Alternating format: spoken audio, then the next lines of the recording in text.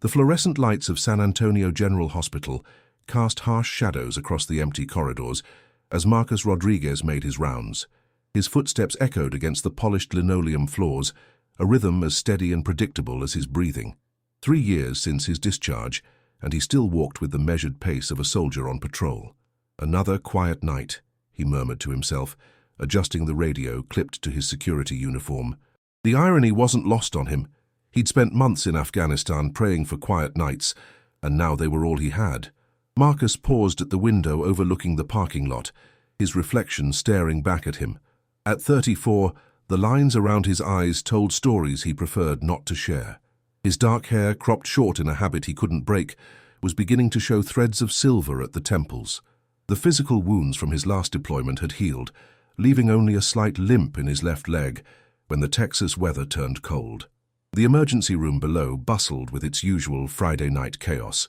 Through the glass doors, he could see the medical staff moving with practiced urgency, a dance he recognized but no longer participated in.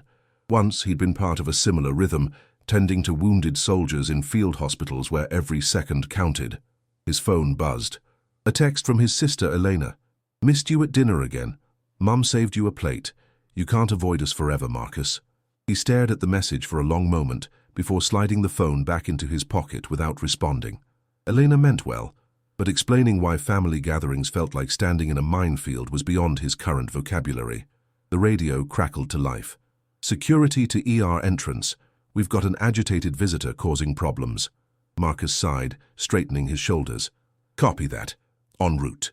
The walk to the emergency department took less than 3 minutes, but it felt longer. The sounds grew louder as he approached, raised voices, the beeping of machines, the controlled chaos of medical professionals at work.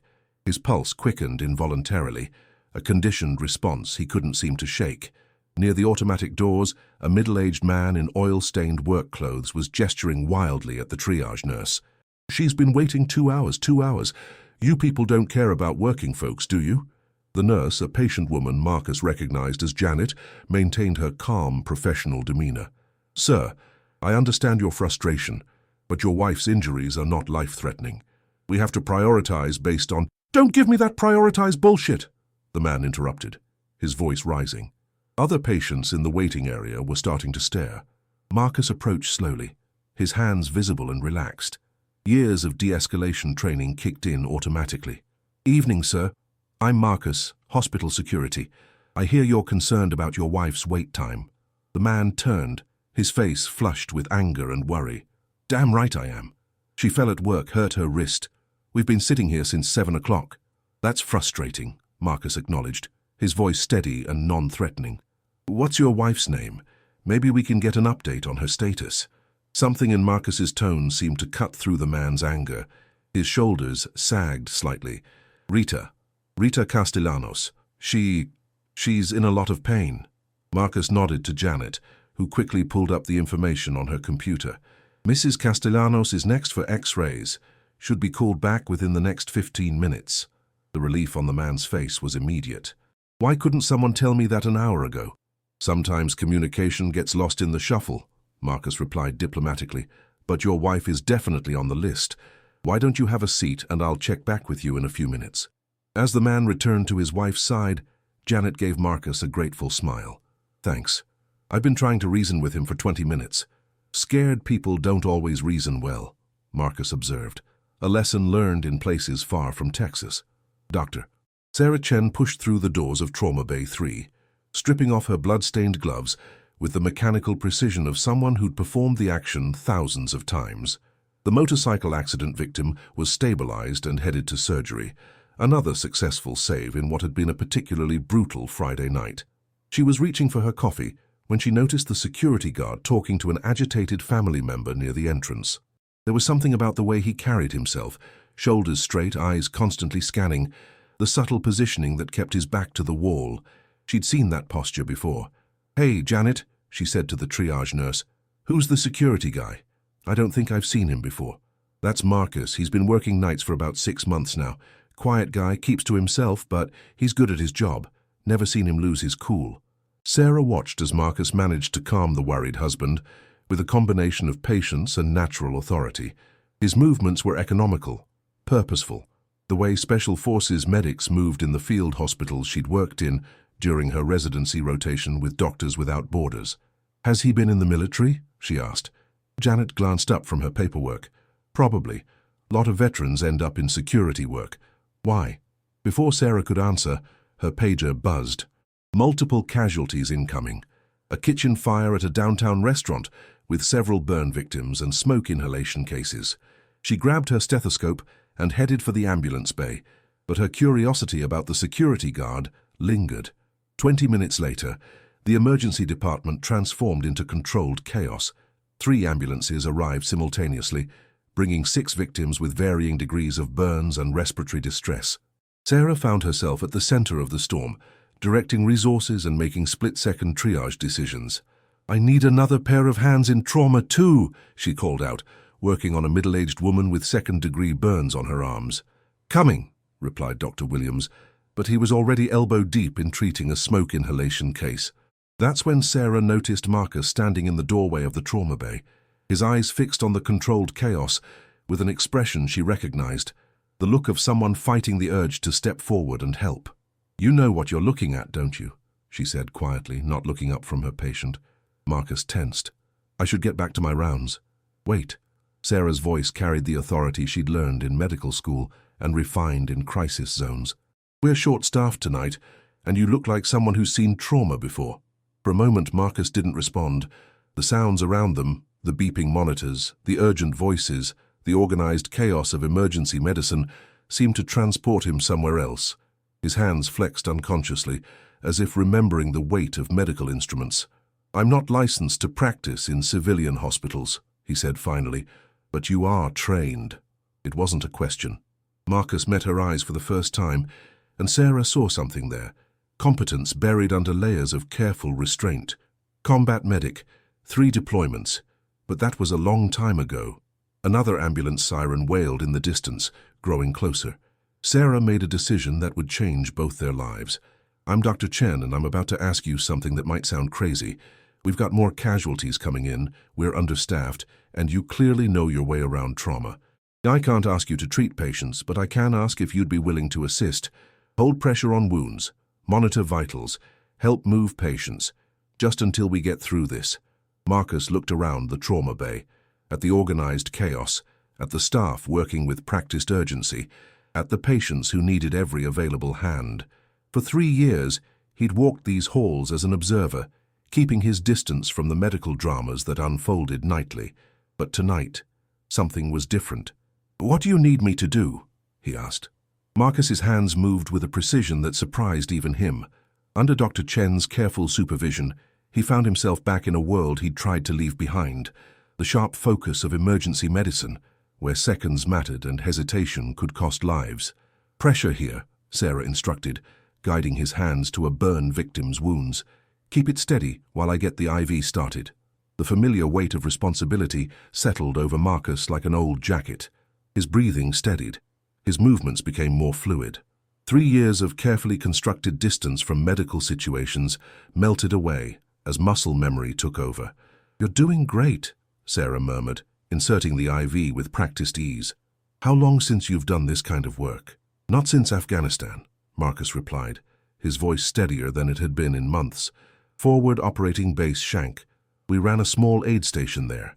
The patient, a young line cook with burns on his forearms, looked up at Marcus through pain-glazed eyes. "You were really over there, man?" "Yeah," Marcus said simply, adjusting the gauze without breaking his gentle pressure. "Focus on your breathing, deep and slow. You're going to be fine." Dr. Chen watched the interaction with interest. There was something different about Marcus when he worked, a confidence that hadn't been visible during their brief encounter at the triage desk. His hands were steady, his voice calm and reassuring. She'd seen that kind of composure before, usually in medics who'd worked under fire. "Marcus," she called from across the trauma bay, where she was intubating a smoke inhalation victim. "Can you check the vitals on bed 3? The nurse is tied up with the new arrival." Without hesitation, Marcus moved to the indicated bed, where an elderly restaurant patron was receiving oxygen for smoke inhalation. He checked the pulse oximeter, noted the blood pressure readings, and quickly assessed the patient's alertness level. "BP is 140/90. Pulse ox at 94%, he reported. Patient is alert and responsive, complaining of chest tightness, but no acute distress. Sarah paused in her work, struck by the clinical precision of his assessment. That's a textbook report. You sure you've been out of medicine for 3 years? Some things you don't forget, Marcus replied, but there was a tightness around his eyes that suggested forgetting would have been easier. The next 2 hours passed in a blur of controlled urgency. Marcus found himself moving between trauma bays, assisting with patient positioning, monitoring vitals, and providing the kind of steady, calm presence that helped both patients and staff navigate the crisis. His security radio remained clipped to his belt, largely forgotten as he fell back into the rhythm of emergency medicine. It was near midnight when the last patient was either stabilized and transferred or discharged home with follow-up instructions. The emergency department slowly returned to its normal Friday night pace, leaving behind the telltale signs of a mass casualty event, discarded packaging from medical supplies, slightly disheveled staff, and the satisfied exhaustion that came from saving lives. Marcus stood in the trauma bay they'd used as a command center, looking around at the organized chaos slowly being cleaned up. His hands were steady, but his heart was racing for reasons that had nothing to do with adrenaline. "Are you okay?" Sarah asked, appearing beside him with 2 cups of coffee. Marcus accepted the coffee gratefully, wrapping his hands around the warm cup. "Yeah, just haven't done that in a while." "You were impressive tonight. Natural instincts, good clinical judgment, excellent bedside manner. Have you ever thought about going back to medicine?" The question hung in the air between them like smoke from the evening's casualties. Marcus took a long sip of coffee before answering. "I thought about it when I first got out, but civilian medicine is different. More rules, more liability, less—" He searched for the right word. "Less life and death," Sarah suggested. "Less clear," Marcus said finally. "In Afghanistan, you knew exactly what your job was. Keep people alive long enough to get them to a real hospital. Here, there are insurance forms and liability issues and administrative protocols. It's complicated." Sarah nodded, understanding more than he realized. "It is complicated, but it's also rewarding in different ways. Tonight, for instance, you helped save lives without anyone shooting at you." Despite himself, Marcus smiled, the first genuine smile Sarah had seen from him. "There is that." The weekend passed quietly for Marcus, but he couldn't shake the feeling that something had shifted inside him during Friday night's emergency. For the first time in 3 years, he'd felt useful in a way that mattered, not just maintaining security and keeping order, but actively helping people heal. Monday evening found him back on his regular security rounds, but he caught himself lingering near the emergency department more than usual. The familiar sounds of medical activity that once made him tense now seemed to pull at something deep in his chest. "You're early tonight, Doctor," Chen observed as she emerged from Trauma Bay 1, pulling off her gloves. Marcus checked his watch. He had been making his rounds more frequently, staying closer to the ER. "Just thorough, I guess." Sarah studied his face with the keen observation skills that made her a good emergency physician. "How are you feeling about Friday night?" The question was simple, but Marcus found himself struggling to answer. How did he explain that for 2 hours he'd felt more like himself than he had since coming home? How did he describe the way his hands had stopped shaking for the first time in months? It felt— He paused, searching for words. "It felt right." Sarah nodded as if she'd expected that answer. "I've been thinking about our conversation, about you considering going back to medicine." "Dr. Chen." "Sarah," she corrected. "And hear me out. What if I told you there was a way to get back into medical work that didn't involve insurance forms and administrative red tape?" Marcus turned to face her fully, his interest clearly piqued, despite his caution. "There's a free clinic downtown," Sarah continued. "It's run by a non-profit that serves homeless veterans and low-income families. They're always looking for volunteers with medical training. No insurance hassles, no liability concerns. Just medicine in its purest form. Help people who need it most." The idea hit Marcus like a physical force, a place where his military medical training could be useful, where the bureaucracy that had overwhelmed him as a civilian wouldn't matter, where he could help people who understood what it meant to fall through the cracks. "I don't have a current license," he said, but his voice lacked conviction. "You don't need one to volunteer under supervision. And if you decide you want to pursue licensure, there are programs specifically for veterans transitioning back to medical careers. The clinic director is Dr. James Morrison, former Navy corpsman who went to medical school on the GI Bill. He understands the transition. Marcus was quiet for a long moment, processing the information. Part of him wanted to dismiss the idea immediately, to retreat back into the safe routine of security rounds and silent nights. But another part, a part he'd tried to bury, was awakening after 3 years of dormancy. "Why are you telling me this?" he asked. Sarah's expression softened. "Because I recognize something in you. I did a rotation with Doctors Without Borders during my residency, worked alongside military medics in some pretty rough places. You have that same look they did, like you're carrying around skills you're not allowed to use. That's a waste, Marcus, both for you and for the people you could help." Before Marcus could respond, the automatic doors burst open and 2 paramedics rushed in with a trauma victim. Sarah immediately snapped into physician mode, calling out orders and directing the patient to Trauma Bay 2. Marcus watched her work, noting the same decisive leadership and clinical competence he'd learned to rely on in combat medics. As the trauma team disappeared behind the curtains, Marcus found himself alone in the hallway, turning over Sarah's words in his mind. For 3 years, he'd been content to exist on the periphery of medicine, close enough to feel connected but distant enough to avoid the painful memories. But Friday night had cracked something open inside him, and now the possibility of stepping back into healing felt both terrifying and inevitable. He pulled out his phone and stared at Elena's unanswered text from Friday. Maybe it was time to start answering some of the invitations life kept extending to him. His fingers moved across the screen. "Tell Mum I'll be there for Sunday dinner next week, and Elena, I might have something to talk about." The response came back almost immediately. "About time, Hermano. Can't wait to hear it." Marcus pocketed the phone and resumed his rounds, but his steps had a different quality now, less like a man patrolling and more like someone walking toward something instead of away from it. The smell of Elena's enchiladas filled the small kitchen of their childhood home, mixing with the sound of his nephew Diego's laughter from the living room. Marcus stood in the doorway, watching his family with the careful observation that had become second nature. 3 years of avoiding these gatherings had made him forget how much life existed within these walls. "Mijo, you're too skinny," his mother, Rosa, announced the moment she saw him, immediately pulling him into a fierce hug that smelled of vanilla and flour. "Elena, make him a plate, a big one." "Already on it, Mom," Elena called from the stove, grinning at her brother. "You look good, Marcus. Different somehow." Marcus settled into his usual chair at the worn wooden table, the same seat he'd occupied since childhood. His father's chair remained empty.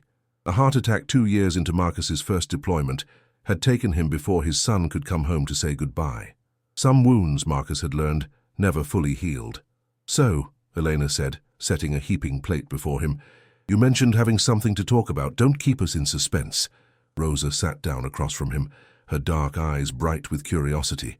At 62, she still moved with the energy of someone half her age, though Marcus noticed new lines around her eyes that spoke of worry and sleepless nights. "I've been thinking about going back to medicine," he said simply, cutting straight to the heart of it the way combat had taught him. The silence that followed was filled with weight. Elena's fork paused halfway to her mouth. Rosa's hands stilled on her coffee cup. "De verdad?" Rosa whispered. "Really?" Marcus nodded, surprised by how right the words felt when spoken aloud. "There's a free clinic downtown that works with veterans. They need volunteers with medical training." Elena leaned forward, her expression mixing hope with caution. She'd been the one to field their mother's worried calls during Marcus's worst months after discharge, when he'd barely left his apartment and answered texts with single-word responses. "What changed?" she asked gently. Marcus thought about Friday night, about Sarah's steady confidence, about the familiar weight of medical responsibility, about the way his hands had stopped shaking when they had purpose. "I helped out during an emergency at the hospital last week. It reminded me of things I'd forgotten." "Like what?" Rosa asked, reaching across the table to touch his hand. "Like feeling useful, like my training mattered for something other than—" He trailed off, not wanting to bring the shadows of Afghanistan into this warm kitchen. Elena understood without him finishing. "You were always meant to heal people, Marcus. Even as a kid, you were the one bandaging Diego's scraped knees and taking care of hurt animals." "That was a long time ago," Marcus said, but his voice lacked the dismissiveness he'd cultivated over the past 3 years. "Not so long," Rosa interjected firmly. A mother doesn't forget who her son really is, even when he tries to hide it. From the living room came the sound of Diego arguing with the television over a soccer match. The 11-year-old had been only 8 when Marcus returned from his last deployment, too young to understand why his uncle had become a stranger. Marcus realized with a start that he'd missed 3 years of his nephew's childhood while trying to outrun his own ghosts. "There's something else," Marcus said, the words coming easier now. "The doctor who suggested the clinic, she thinks I should consider going back to school, getting properly licensed for civilian practice." Eleanor's eyes widened. "Medical school? Or a physician assistant program? There are accelerated tracks for people with military medical experience." He paused, testing the idea aloud. "It would mean using the GI Bill benefits I've been ignoring." Rosa's face transformed, lighting up with a joy Marcus hadn't seen since before his first deployment. "Your father would be so proud," she whispered. "He always said you had healing hands." The memory hit Marcus unexpectedly, his father teaching him to change the oil in their old Buick, praising the gentle precision of his touch. "Careful hands, mijo. That's a gift. Use it to build things up, not tear them down." "It's a big decision," Marcus said, suddenly needing to temper the growing excitement in the room. "I've been out of medicine for 3 years, and there are other considerations." Eleanor reached over and squeezed his shoulder. "You mean the nightmares?" Marcus nodded, grateful she'd said it so he didn't have to. His family knew about the sleepless nights, the way sudden loud noises made him tense, the careful distance he maintained from crowds and unexpected situations. "Have you talked to anyone about that?" Rosa asked gently. "A counselor?" "The VA has programs," Marcus admitted. "I just haven't been ready." "Maybe getting back to medicine could be part of getting ready," Eleanor suggested. "You always said helping people was what kept you going over there." Through the window, Marcus could see the sun setting over the San Antonio skyline, painting the sky in shades of orange and purple. For the first time in 3 years, the approaching darkness didn't fill him with dread. "I'm thinking about visiting the clinic this week," he said, "just to see what it's about." Rosa stood up and moved around the table to embrace him from behind, the way she had when he was a child afraid of monsters under the bed. "Whatever you decide, mijo, we're with you. Your family believes in you, even when you don't believe in yourself." Felicitus. The Thursday afternoon found Marcus standing outside a converted warehouse in downtown San Antonio, studying the modest sign that read, "Hope Springs Community Health Clinic." The building was nothing like the sterile environment of San Antonio General, no gleaming equipment or polished floors, just a practical space dedicated to serving people who had nowhere else to go. Through the windows, he could see a waiting room filled with individuals who looked like they carried their own invisible wounds. Veterans in worn clothing, elderly individuals clutching prescription bottles, families with children who fidgeted in plastic chairs that had seen better days. Marcus took a deep breath and pushed through the front door. The reception area hummed with quiet activity. A volunteer at the front desk, a woman in her 60s with kind eyes and graying hair, looked up as he approached. "Can I help you?" she asked with genuine warmth. "I'm looking for Dr. Morrison. I called about volunteering." Her face brightened. "You must be Marcus. I'm Janet. Janet Stevens, not the Janet from the hospital." She smiled at her own clarification. "Dr. Morrison is expecting you. He's just finishing up with a patient." As if summoned by their conversation, a man in his 50s emerged from one of the examination rooms. Dr. James Morrison was tall and lean, with salt and pepper hair and the kind of weathered face that spoke of experience in difficult places. When he shook Marcus's hand, his grip had the firmness of someone who'd learned to project confidence in uncertain situations. "Marcus Rodriguez," Morrison said, his voice carrying the slight rasp of a long-time smoker who'd quit. "Sarah Chen spoke very highly of you, said you showed real skill under pressure." "I just helped out where I could," Marcus replied, immediately falling back into the modest deflection he'd perfected in the military. Morrison's smile suggested he recognized the response. "Walk with me. Let me show you what we do here." The tour that followed revealed a clinic operating on passion and determination rather than budget. The examination rooms were clean but basic, equipped with donated equipment and staffed primarily by volunteers. Morrison explained the clinic's mission as they walked, serving anyone who walked through the doors, regardless of ability to pay, insurance status, or documentation. "We see about 60 patients a week," Morrison said, pausing outside a small pharmacy area where a volunteer was organizing donated medications. Everything from routine checkups to basic emergency care. Nothing we can't handle gets referred to the hospital, but we manage quite a bit here. They stopped at a small office that served as Morrison's headquarters. The walls were covered with thank you notes from patients, photos of medical missions to Central America, and Morrison's military certificates: Navy Hospital Corpsman, Vietnam veteran, Bronze Star recipient. "Sarah mentioned you served 3 deployments as a combat medic," Morrison said, settling behind his desk. "That's significant experience.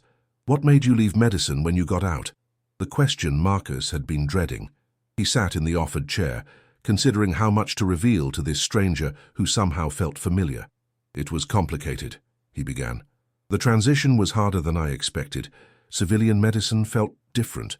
Too many rules, too much bureaucracy, and I was dealing with some personal issues." Morrison nodded with the understanding of someone who'd walked a similar path. "PTSD?" "Among other things." Marcus appreciated the direct approach. "I've been working hospital security for the past few years, staying close to medicine without being in it. But Friday night changed something. It reminded me why I went into medicine in the first place," Marcus admitted. "In Afghanistan we had this saying, 'Everyone comes home.' It wasn't always true, but we tried to make it true. Here, I could do the same thing without people shooting at me." Morrison leaned back in his chair, studying Marcus with the keen assessment of a former military medic. "What Sarah didn't tell me was that you're considering going back to school, getting fully licensed." Marcus felt a flutter of surprise. He hadn't mentioned that possibility to Sarah since their conversation on Monday. "How did you—" 20-year Navy corpsman, then medical school at 45, Morrison explained. "I recognize the look of someone weighing whether to take the leap. It's a big decision, especially when you're carrying baggage from service." The honesty in Morrison's voice encouraged Marcus to be equally direct. "I'm not sure I'm ready for the full commitment of medical school, but this place, it feels different. More like what I remember medicine being about." "It is different," Morrison agreed. "No insurance hassles, no corporate protocols, no pharmaceutical reps in expensive suits, just people helping people who need help. It's medicine the way it used to be, the way it should be."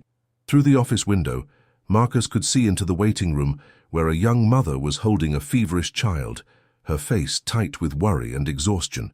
Something in the scene tugged at his chest, the same protective instinct that had driven him to become a medic in the first place.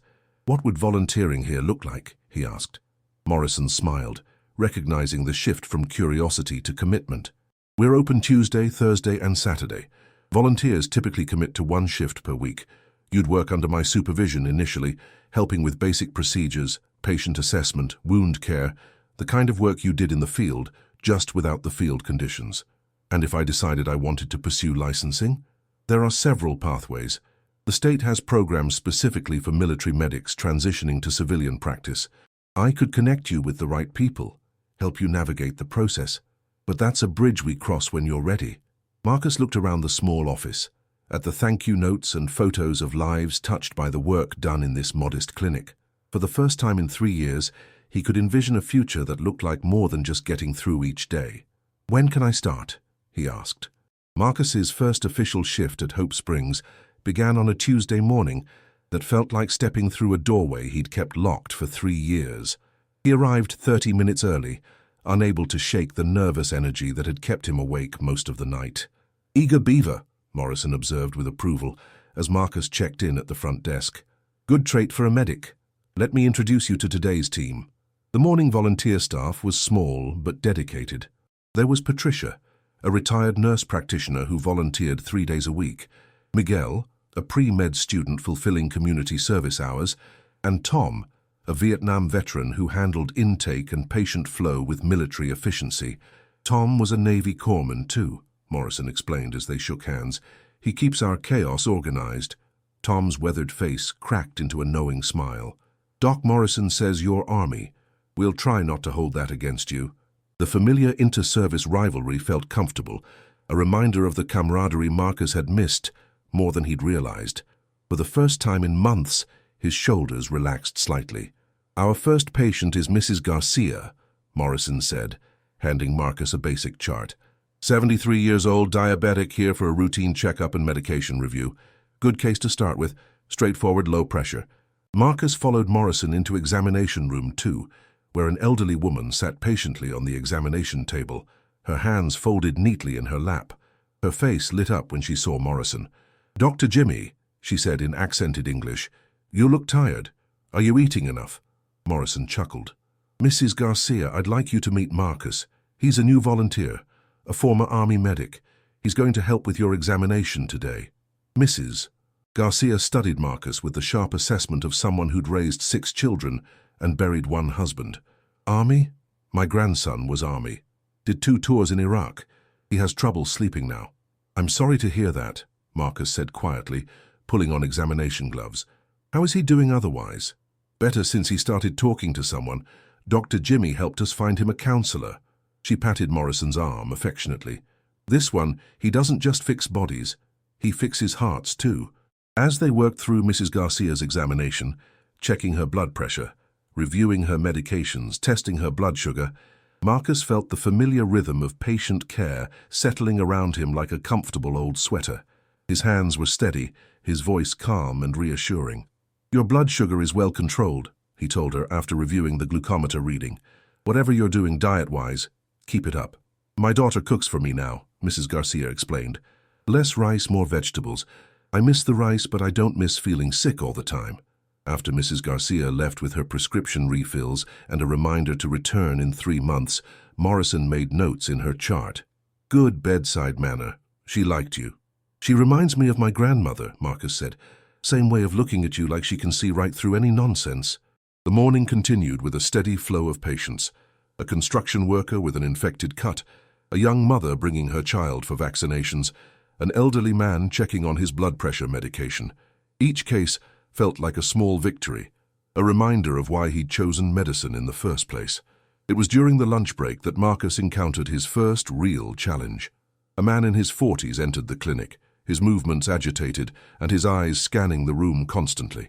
Marcus recognized the hypervigilance immediately. He saw the same behavior in his own mirror every morning. "I need to see someone," the man said to Tom at reception, his voice tight with barely controlled tension. "My back is killing me, and I can't sleep." Tom's experienced eyes took in the man's military bearing, the way he kept his back to the wall, the slight tremor in his hands. "What's your name, brother?" "Kevin Walsh. I served in Iraq 2005 to 2007, Marine Corps." Marcus found himself standing up before he'd consciously decided to move. There was something in Walsh's voice, a desperation Marcus recognized from his own darkest moments, that pulled him forward. "I'll take this one," he said quietly to Morrison, who nodded with understanding. In examination room 3, Walsh sat rigidly on the edge of the examination table, his eyes fixed on the door. "I don't like closed spaces," he explained, when Marcus left the door slightly ajar. "I get that," Marcus said, positioning himself where Walsh could see both him and the exit. "Tell me about the back pain." What followed was a story Marcus knew by heart, though he'd never heard this particular version. Walsh had been injured in an IED explosion, spent 2 years in and out of VA hospitals, and now struggled with chronic pain that traditional medicine seemed unable to address. The sleeping problems, the hypervigilance, the way he'd isolated himself from friends and family, it was a familiar pattern. "The docs keep prescribing pills," Walsh said, his voice heavy with frustration. "But the pills make me fuzzy, and I can't be fuzzy. I need to stay alert." Marcus nodded, understanding the impossible balance between managing pain and maintaining the vigilance that felt necessary for survival. "Have you tried any non-medication approaches?" "Like what?" "Physical therapy, meditation, support groups. Sometimes the best medicine isn't medicine at all." Walsh looked skeptical. "You sound like you know something about this." Marcus made a decision that surprised him. 3 deployments, Army medic. I've been where you are." The change in Walsh's demeanor was immediate. His shoulders dropped slightly, and for the first time since entering the room, he made direct eye contact. "Does it get better?" Walsh asked. The question hung in the air between them, carrying the weight of shared experience and desperate hope. Marcus thought about his answer carefully, knowing that false comfort could be more harmful than honest uncertainty. "It gets different," he said finally. "Some days are better than others, but yeah, it can get better, especially when you stop trying to handle it alone." Word of Marcus's work at the clinic spread faster than he'd anticipated. By his 3rd week volunteering, he noticed an increase in veteran patients, specifically requesting to see the Army medic who gets it. Dr. Morrison watched this development with the satisfied expression of someone whose instincts had proven correct. "You're developing quite a following," Morrison observed as they reviewed the day's patient list. "Word gets around in the veteran community when someone's actually listening." Marcus studied the schedule, noting familiar names alongside new ones. Kevin Walsh had returned twice, each visit showing gradual improvement as he'd begun following Marcus's suggestions about alternative pain management. Mrs. Garcia had brought her grandson, the one with sleeping problems, for what she called a consultation with the young doctor who understands soldiers. "I'm not a doctor," Marcus reminded Morrison, though the correction felt less important than it once had. "No, but you're something maybe more valuable to these folks. You're proof that coming home broken doesn't mean staying broken." The observation settled over Marcus with uncomfortable weight. He'd begun to realize that his recovery, such as it was, had become visible to others in ways he hadn't intended. Patients saw past his careful emotional barriers to something hopeful, something that suggested healing was possible. His phone buzzed with a text from Sarah. "Heard through the grapevine that you're becoming the veteran whisperer at Hope Springs. Coffee after your shift?" Marcus found himself smiling as he typed back, "Sure, fair warning, I might actually have good news to share." That afternoon brought an unexpected challenge. A young woman arrived at the clinic in obvious distress, supporting a man who could barely walk. Marcus recognized the signs immediately. The glassy-eyed confusion, the unsteady gait, the way the woman kept checking his breathing. "He's been like this for 2 days, she explained, her voice tight with panic. "He won't go to the hospital, won't let me call an ambulance. He says they'll lock him up." The man was clearly intoxicated, but there was something else. A tremor in his hands that spoke of withdrawal, a pallor that suggested serious dehydration, possibly worse. Marcus quickly ran through the possibilities. Alcohol poisoning, withdrawal seizures, liver complications. "What's his name?" Marcus asked, helping guide the man to an examination chair. "Danny Rodriguez. He's my brother." The shared surname hit Marcus like a physical blow. For a moment, he saw his own family in this young woman's frightened face, imagined Elena supporting him through his darkest moments. "How long has he been drinking like this?" Morrison asked, appearing with medical equipment. "Since he got back from Afghanistan last year. He tries to stop, but—" She trailed off, helpless. Marcus knelt beside Danny, checking his pulse and pupils while speaking in the calm, authoritative tone he'd perfected in field hospitals. "Danny, can you hear me? I'm Marcus. I'm going to help you, but I need you to stay with me." Danny's eyes struggled to focus. Don't call the cops. Please." "No cops," Marcus assured him. "But we need to get you stabilized. When did you last have a drink?" "This morning. Maybe yesterday morning. Can't remember." Morrison caught Marcus's eye over Danny's head. They both recognized the danger signs: potential withdrawal seizures, dehydration, possible alcohol poisoning. This was beyond what the clinic could safely handle. "We need to get him to the hospital," Morrison said quietly to Marcus. "He won't go," the sister protested. "The last time they just detoxed him and discharged him. He was drinking again within a week." Marcus understood the dilemma. The emergency room would treat Danny's immediate medical crisis, but couldn't address the underlying trauma that drove his drinking. Without proper support, the cycle would continue. "What if we could get him into a program specifically for veterans?" Marcus asked. "Somewhere that understands combat trauma." Hope flickered in the young woman's eyes. "Does something like that exist?" Morrison nodded slowly. "There's a residential program about an hour north of here. Military-focused, good success rates. But first we need to get him medically stable." What followed was a delicate negotiation, convincing Danny to accept transport to the hospital, while promising that this time would be different, that there were resources specifically designed for veterans struggling with addiction and trauma. Marcus found himself drawing on his own experience, describing the clinic, the understanding he'd found in working with other veterans. "I'm not saying it's easy," Marcus told Danny as the ambulance crew prepared to transport him. "But I am saying you don't have to do it alone." As the ambulance pulled away, Danny's sister gripped Marcus's hand. "Thank you. No one's ever talked to him like that before, like he was a person instead of just a problem." After she left, Marcus found himself standing in the empty examination room, processing what had just happened. 6 months ago, he would have maintained professional distance, followed protocol, avoided the emotional investment that came with seeing himself in a patient's struggle. Good work today, Morrison said, appearing in the doorway. That was complicated medicine, not just the medical issues, but understanding what he needed to hear. Marcus nodded, still thinking about Danny's sister, about the fear and love in her voice. His sister, she reminded me of my own family, how they never gave up on me, even when I'd given up on myself. That's the thing about this work, Morrison observed. Sometimes the healing goes both ways. Later that evening, Marcus sat across from Sarah at a small cafe near the hospital, watching steam rise from his coffee cup. The day's events had left him emotionally drained, but oddly energized. "So," Sarah said, settling back in her chair with evident curiosity, "Morrison says you're considering making this official, going back to school." Marcus nodded, surprised by how natural the idea had become. "I've been looking into PA programs. There's one at UT Health that has a good track record with military applicants." "That's wonderful, Marcus. What changed your mind?" He thought about Mrs. Garcia asking after her grandson, about Kevin Walsh's gradual progress, about Danny Rodriguez fighting his demons, while his sister refused to give up hope. "I remembered why I became a medic in the first place," he said finally. "It wasn't about the medicine, really. It was about being there when people needed someone who understood.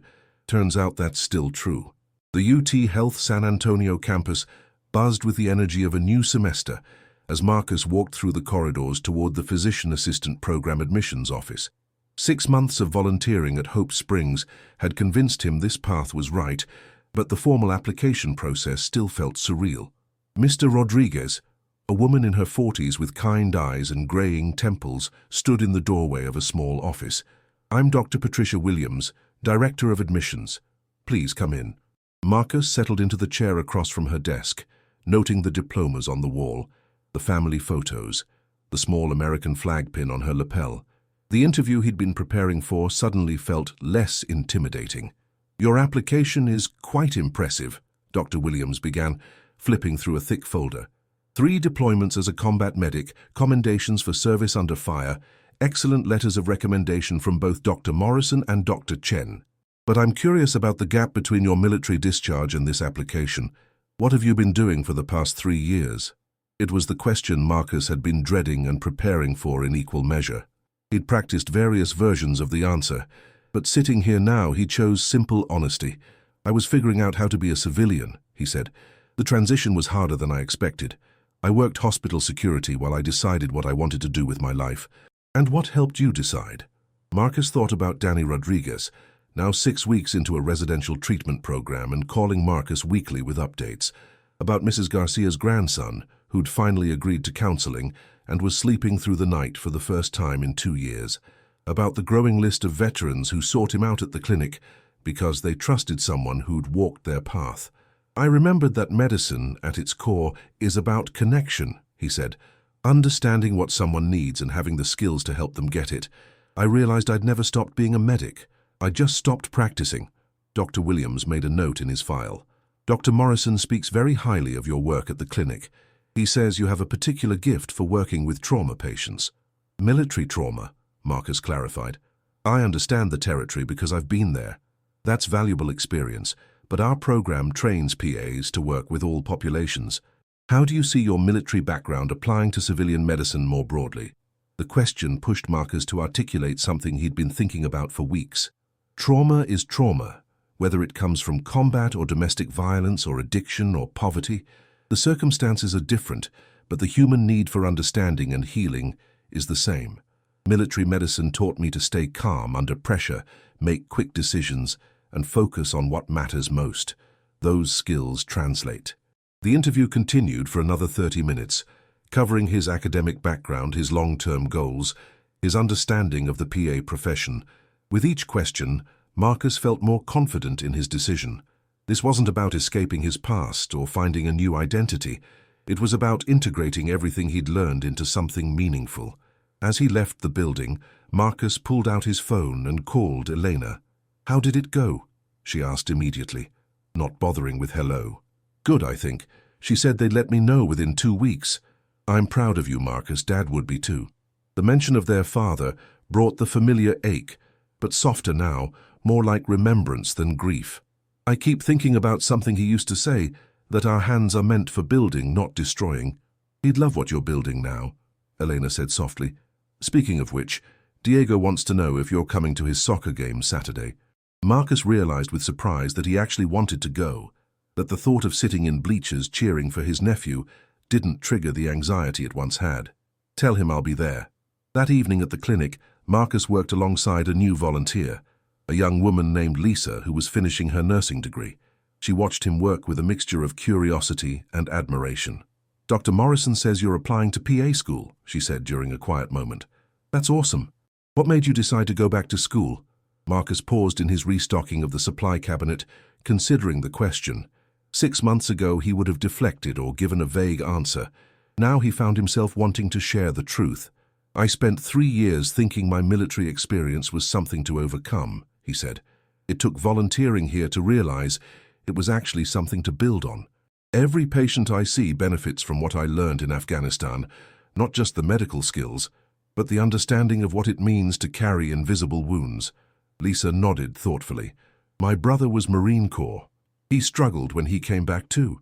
Maybe I should bring him by sometime." "Any time," Marcus said, meaning it. "That's what we're here for." As if summoned by their conversation, Kevin Walsh appeared in the doorway of the supply room. His posture was straighter than it had been on his first visit, his eyes clearer. "Hey, Doc," he said to Marcus. "Got a minute?" They sat in the small break room, Walsh cradling a cup of coffee that Lisa had offered. His progress over the past 6 weeks had been remarkable. Not a cure, but genuine improvement. "I wanted to thank you," Walsh began. "Not just for the medical stuff, but for seeing me as more than just another broken vet." "You were never broken," Marcus replied. "Wounded maybe, but not broken." Walsh smiled, a real smile that reached his eyes. "I've been thinking about what you said, about finding purpose after trauma. I started volunteering with a program that helps homeless veterans. Turns out helping other people helps me too." After Walsh left, Marcus sat alone in the break room thinking about the conversation. The idea that his own healing could help others heal, that his experience with trauma could become a resource rather than a burden, still felt revolutionary. His phone buzzed with a text from Sarah. "Heard from a little bird that your interview went well today. Celebration drink when you get the acceptance letter?" Marcus typed back, "When, not if. I like your confidence. I've seen you work. They'd be crazy not to accept you." 2 weeks later, Marcus stood in the same kitchen where he'd first announced his intention to return to medicine, holding an acceptance letter from UT Health San Antonio. The paper felt substantial in his hands, official and real in a way that made his chest tight with emotion. "Ay, Dios mío," Rosa exclaimed, reading over his shoulder. "My son, the physician assistant." She immediately began calling neighbors and relatives, her voice carrying the proud joy that only a mother's can. Elena hugged him fiercely. 18 months from now you'll be Dr. Rodriguez." "Not doctor," Marcus corrected automatically, "but close enough." Diego, now 12 and suddenly very interested in his uncle's career, peppered him with questions about medical school and whether he'd get to perform surgery. The boy's enthusiasm reminded Marcus of his own childhood fascination with medicine, sparked by watching his grandmother tend to neighborhood injuries with gentle competence. That evening, the clinic held an impromptu celebration. Morrison had brought a cake from the grocery store bakery, nothing fancy, but decorated with "Congratulations, Marcus" in blue frosting. The small group of volunteers and regular patients who'd gathered felt more like family than colleagues. "Speech," called Tom from the back of the break room. Marcus found himself standing before a group of people who'd become central to his healing journey. Mrs. Garcia sat in the front row beaming with grandmotherly pride. Kevin Walsh had brought his wife, the first time she'd accompanied him to the clinic. Several other veteran patients had shown up, creating an informal support network that spoke to the connections formed through shared understanding. 6 months ago, I thought my military medical training was something to leave behind," Marcus began, his voice steady, despite the emotion in his chest. "Dr. Morrison and this clinic taught me it was actually something to build on. Every patient I've worked with here has helped me remember who I am at my core, someone who believes in healing, in second chances, in the power of understanding." He paused, looking around at faces that had become familiar and dear. "PA school is just the next step. But this place, all of you, this is where I learned to be a healer again." The applause was warm and genuine, punctuated by a few whistles from the veterans in attendance. As the group began to disperse, Sarah approached with a small wrapped package. "A little something for the future PA," she said with a smile. Inside was a stethoscope, not expensive but quality, with his name engraved on the chest piece. "For when you're ready to listen to hearts professionally again," she explained. Marcus tested the weight of it in his hands, remembering the first stethoscope he'd been issued in combat medic training 15 years ago. This one felt different, lighter somehow, despite being physically identical. "Thank you," he said quietly, "for everything. If you hadn't pushed me that night in the ER, you would have found your way eventually," Sarah interrupted. "I just helped speed up the process." As the evening wound down, Marcus found himself alone with Morrison in the main clinic space. The older physician was making notes in patient charts, but Marcus sensed he was waiting for something. "Second thoughts?" Morrison asked without looking up. "About school, no?" Marcus considered the question more deeply. "About whether I can handle being responsible for people's lives again? Sometimes." Morrison set down his pen and turned to face Marcus fully. "Want to know what convinced me you were ready for this?" Marcus nodded. "It wasn't your medical skills, though they're solid. It wasn't your way with veteran patients, though that's exceptional. It was watching you with Danny Rodriguez's sister that first day he came in. You saw her pain as clearly as his, and you addressed both. That's not something you can teach. That's something you either have or you don't." The memory of that day still carried weight for Marcus. The desperation in the young woman's voice, the way she'd gripped his hand in gratitude, the follow-up call confirming Danny's successful completion of his treatment program. "The night I got back from my last deployment," Marcus said slowly, "I thought I was done with medicine, done with being responsible for whether people lived or died. It felt like too much weight to carry. And now?" Marcus looked around the clinic, at the examination rooms where he'd rediscovered his calling, at the waiting area where he'd learned that healing was a community effort, at the small pharmacy where volunteers dispensed hope along with medications. "Now I think maybe that weight is what keeps me grounded, reminds me why this matters." Morrison smiled, the expression of a mentor watching a student graduate to the next level. "You're going to make a fine PA, Marcus. But more than that, you're going to make a fine healer. There's a difference." As Marcus walked to his car in the clinic parking lot, he pulled out his phone and scrolled through his contacts to a number he'd been avoiding for 3 years. Dr. Jennifer Hayes, the VA counselor who'd tried to help him during his first months back from Afghanistan. He'd stopped returning her calls when the sessions became too difficult, when facing his trauma felt impossible. His finger hovered over the call button for a long moment before he pressed it. "Dr. Hayes, this is Marcus Rodriguez. I know it's been a long time, but I was wondering, are you still taking patients? I think I'm finally ready to do the work." The conversation that followed lasted 20 minutes and ended with an appointment scheduled for the following week. As Marcus drove home through the San Antonio streets he'd once patrolled as a security guard, he reflected on how much had changed in 6 months. He was still the same man who'd returned from Afghanistan carrying invisible wounds, but now those wounds felt less like burdens and more like maps, guides to understanding others who walked similar paths. His trauma hadn't disappeared, but it had found purpose. At a red light, Marcus caught sight of his reflection in the rearview mirror. For the first time in 3 years, the man looking back at him looked like someone with a future worth building. The light turned green, and Marcus drove forward into whatever came next, his acceptance letter on the passenger seat beside him and his hands steady on the wheel.